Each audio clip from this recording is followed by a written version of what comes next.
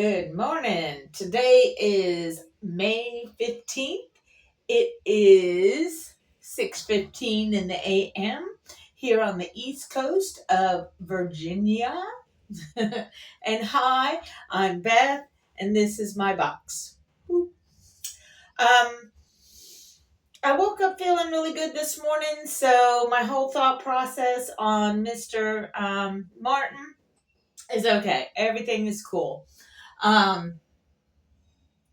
While I could have learned more probably in his class, it's okay because taking up or looking in his book will give me a lot of the answers that I've been looking for. And I know this is going to be real as far as his information. He's going to get some parts wrong, I think, because most people trying to discover this ancient history stuff is you're going to run into things that may appear one way, but actually are kind of another. Anyway, I thought about bringing in my other notes because, from my understanding of what Mr. Martin does, and again, it's really cool that he's doing it. If I didn't explain it to you before, Kemetic or Kemet is the name of Egypt before the Greeks. Okay, the Greeks are the one that started calling Egypt Egypt in their Greekian fashion, which is a little bit different than the way we say it. I believe it was like Egyptos or something like that. But that's how we got Egypt as far as a name for this particular country. But the native Egyptians, if you will, that lived there, they did not call their country Egypt. They called it Kemet. Kemet. Kemet. So Mr. Martin's teaching program is to be like the Magi of old, to understand the entire spiritual component. Somebody's coming that I usually don't get. Hold on. Anyway, so Mr. Martin takes the spirituality or theology of ancient Egypt and shows that the Bible originates with ancient Kemet philosophy. And that's cool because that's what my research has shown me too over the years. So, as an example, his take on Abraham is a little different than my take on Abraham, okay? So, in the Egyptian philosophy, when you break down different words and different meanings, even in their hieroglyphs, the hieroglyphs can be read several different ways. So that makes it complicated to try and understand things. But basically, what they do is they break it down into pieces. All right, so let's do it this way. So as you can see, like right here, you have AB, which is one thing, RA, which is another, and then you have the ham. Okay, so the AB originally was IB, but they changed it because, why not? Okay, so in ancient Egyptian philosophy, the AB is the Eb, which again, it's IB. See, it looks like 1B right there, IB. So AB in Egyptian philosophy, the Ib, is the heart. Okay, so Ab from Abraham starts off with the heart, talking about the heart. Then Ra, most people are, even modern days, are familiar with Ra because people like me have seen the movie Stargate. So, simplified, okay, because it's not this simple. Basically, let's do it that way. Ra is the sun god. Okay? There's a lot more to that I know Mr. Martin is going to break down for you and for me, because if I can get the book, you can get the book too. Um, so it's heart, sun god, and then you have the ham over on the side. Now, Mr. Martin has a different philosophy about taking the ham and meaning it for what the ham part of it means. But I see it just a little bit differently, because you have to understand that the Jewish people are the ones that wrote the Bible, or at least the Torah, the beginning part of the Bible. Okay? So, yes, this and this is part of the Egyptian spiritual philosophy. However, when it comes to Jewish understanding of what they consider to be a suffix, the ham represents a group. Now, the group may be 2 people, the group may be 2,000 people, but is to represent a group. So we'll put that in here. Mr. Martin has it as another way of breaking ham down in Egyptian terms, which is all well and good, and he may be more correct than I am. But my thought process when I was researching this myself is that this ham actually means group or people. Okay? So, in the way that Egyptian thought processes are, you could say it's the people who have their hearts dedicated to Ra, or it's like you have to play with the sentence structure, because their sentence structure is different than ours. Kind of like Spanish people, where they'll say book and then they'll say short. You know what I mean? Instead of short book, it's a book that's short. It's the way they put their adjectives versus their nouns. Anyway, so this is basically meaning, in my mind, the people of God's heart. See what I'm saying? The people that believe in Ra, the sun god, as their heart of their spirituality, of their momentum. So when the God or God tells Abraham that there will be as many people as there are stars in the heavens that believe in this philosophy.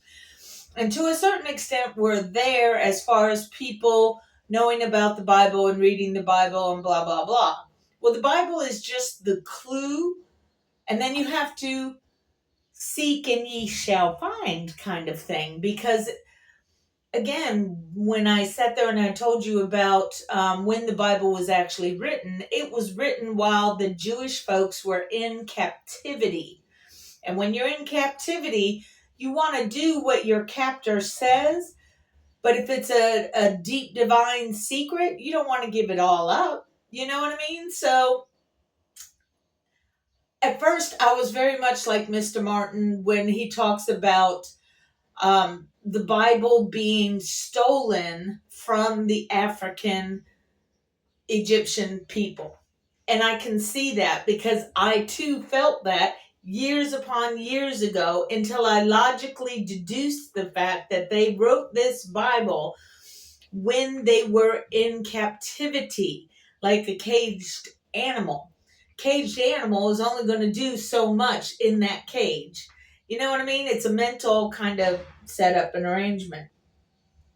So anyway, yeah, the Jewish people actually wrote down the Bible because their captors, the people who stole them from their land, forced them to do so because they wanted to find out the truth about Egypt and their religious just beauty, because everybody in the area of Egypt that were Egyptians, they knew about it because that's how they were raised.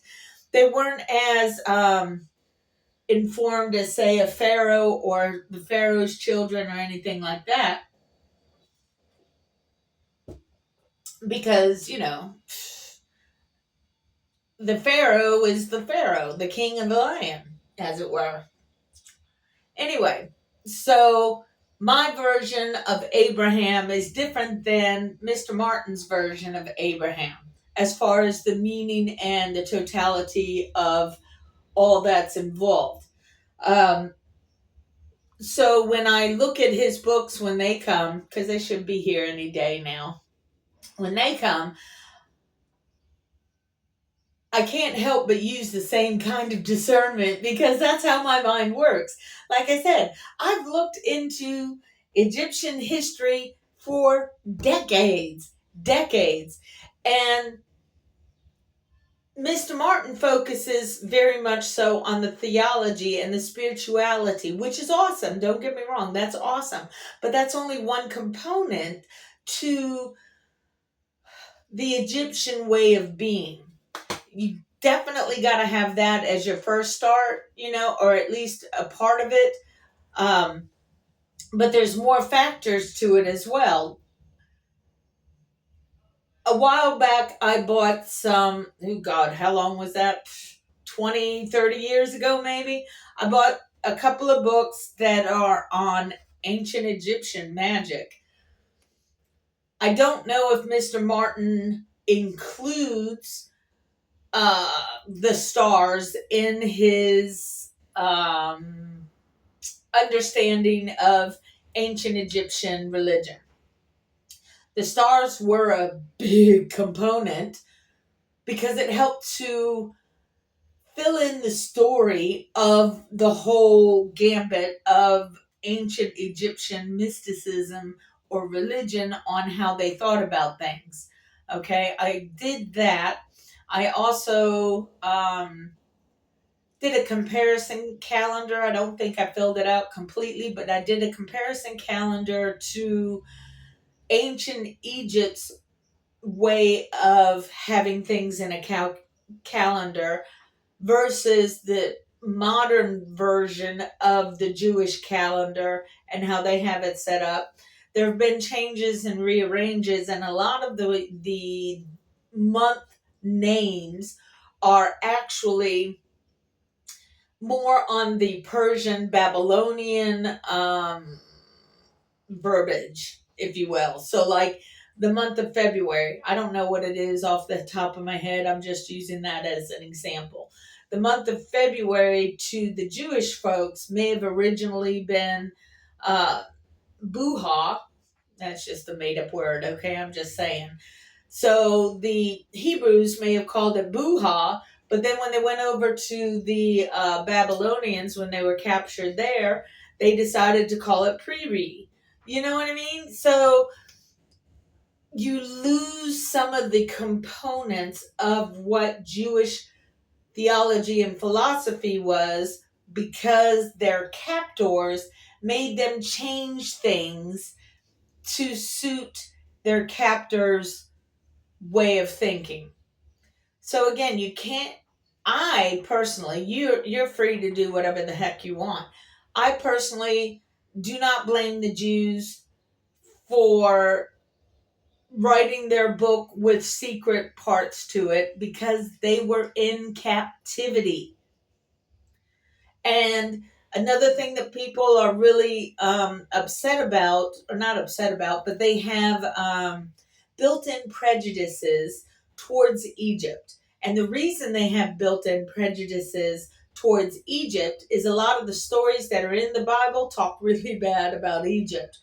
But if you think about it from a different perspective, change your perception a little bit and understand the Jewish folk had to write their Torah out while they were being held captive by the Babylonians or Persians, whichever, classification you want to put them in. Oh shoot, where's that train going, Beth? Ooh. They had to write that down. I was on calendars. I looked at my computer and my train just went, left the station. Damn it. What was I getting to? Oh, that's why. They wanted their captors, who also had battles with Egypt itself, they wanted their captors to leave Egypt alone. So the best way to make them stay out of Egypt is to say really bad things about Egypt. So in their heart, they could believe and love Egypt, but they wanted to keep people away from Egypt by telling them how bad Egypt was and they were horrible and they kept us slaves and blah, blah, blah. You know what I mean? So it's a whole thing in the psychology of what they were thinking in ancient times when they had to write down their biblical thought processes. You see what I'm saying? And that's why things like the Ten Commandments is very, very similar to what we nowadays call the Book of the Dead. Yeah, okay? So in Egypt, in ancient times, they didn't call it the Book of the Dead. They called it I don't even know if they called it the book. I think they may have. But it's the book of coming forth. Like you're walking into a new realm. That's how they considered it and they thought about it. Well, when the ancient Egyptians thought about death, they thought about the rules of Ma'at. M-A apostrophe A-T. Ma'at. Ma'at. Ma'at is the balance. She is the truth. She is what holds everything together while chaos reigns. You see what I'm saying? And that's a whole component itself, with the Bible focusing on Set or Seth instead of focusing on Ma'at, as it were. Just because Set in Egyptian philosophy is the topmost version of what Set means is chaos. So Adam and Eve had Abel and Cain. Then they kind of went by the wayside because Cain killed Abel and then he was ostracized or whatever. Well, they had another child named Seth. Okay, so everybody from that point forward was related pretty much to Set.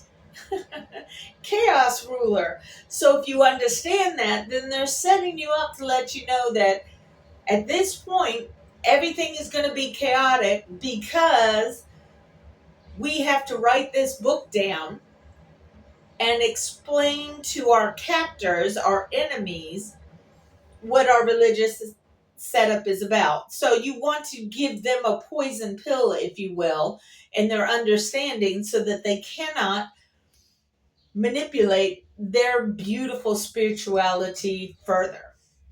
So that's my thought. When I get his book, I will definitely be happy to share my thoughts on that because, I share my thoughts on everything. So why not?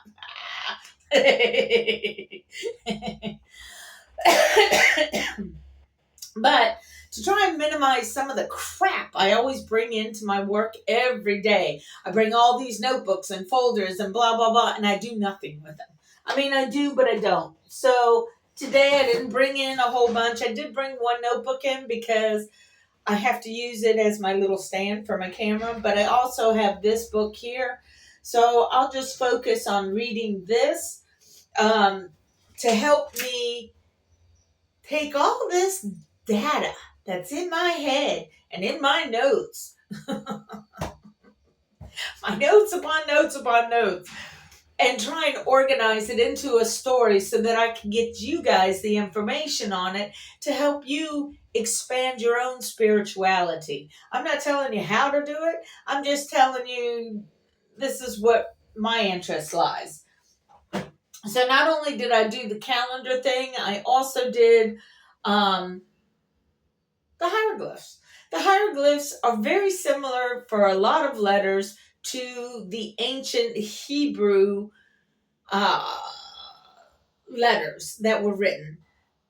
You have to understand with the ancient Hebrew letters, the version of the letters that we have now, if you don't know Hebrew, then it just looks like a bunch of squiggly boxes for the most part. Those squiggly boxes are the newer rendition of their beginning ancient alphabet, as it were. Their ancient alphabet is actually closer to Egyptian hieroglyphs than these squiggly boxes we have now. So once they forgot all of the things that they were supposed to remember, which is why they do the whole remembering thing, that's about the time they changed it to be these squiggly boxes, because they forgot already, which made them hate Egypt instead of realizing Egypt is where their language and their spirituality came from, because they forgot. And because they forgot, they decided to go ahead and drag on Egypt. Anyway, that's enough for now. Just want to let you know everything's cool. I'm looking forward to my books. It rained in the afternoon. Didn't need any more rain. I already got my 200 gallons of water, but that meant I couldn't really look at my flowers to see if they were getting more eaten or not. It's all good. It's just another day, another thing. Anyway, it's been 21 minutes. I hope you all take care of yourselves, because that's all we got. And for now, peace out, people.